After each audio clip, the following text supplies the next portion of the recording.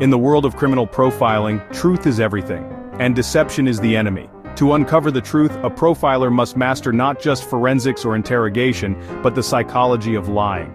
This video reveals the subtle signs that someone might be lying, not tricks, but evidence-based cues drawn from years of behavioral analysis and interrogation work. These methods don't rely on guesswork, they rely on what the body can't hide. The face is a battlefield of truth and deception. Even trained liars can't fully control their micro-expressions, brief, involuntary flashes of emotion that leak out before the brain can suppress them. Watch for a split-second smirk while denying guilt, a flash of fear before answering a question, incongruent expressions like saying "I'm fine" while briefly showing sadness. These last under half a second, but they're real-time cracks in a lie's foundation. The voice often betrays what the mind tries to conceal. Liars tend to speak more slowly as they fabricate, over-explain when they feel pressure, use distancing language like "that woman" instead of "my wife," or pitch up slightly, vocal cords tense under stress. In high-stakes settings, trained profilers use this not just to hear what is said, but how it's delivered. The body always speaks. The liar's mistake? Their words and body don't always say the same thing. Incongruence is the profiler's red flag, saying yes while shaking the head no, sitting rigidly still, unnaturally so, fidgeting when a specific topic is raised.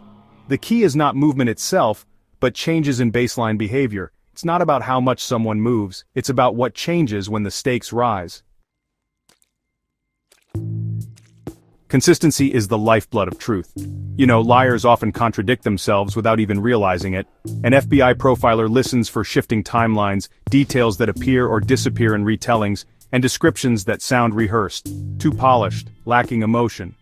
But even more telling is behavioral mismatch: calm during one answer, sudden defensiveness on the next. A profiler asks the same question in different ways, spaced apart, testing the structure of the story for weak points. Some liars break under pressure, while others double down. The art is in applying pressure to the right cracks. Profound silence after a question, a rapid shift in topic, or a subtle lead toward guilt, just to watch the eyes twitch. A profiler may use suggestibility to draw out defensive reactions. Why did you feel the need to lie, instead of "did you lie?" Observe how the subject defends, not just what they deny. This isn't about tricking, it's about revealing where the mind cannot reconcile the truth with the lie it built. The best profilers don't look for tells, they look for systems of behavior. One cue means little, but a pattern, micro-expression, vocal stress, and timeline inconsistency, that's a narrative collapse in motion. A good profiler never accuses, they observe, they listen, they build psychological maps, waiting for the lie to become too heavy for the subject to carry. Because in the end, the body always wants to return to truth. The truth is a constant. Lies require maintenance. FBI Behavioral Analyst Field Guide. To see a lie is to see beyond words, to read tension, fear, pressure, and contradiction.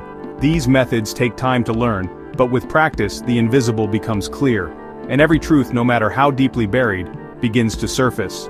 Want more insights into the psychology of behavior, interrogation, and mental manipulation? Subscribe, watch, observe.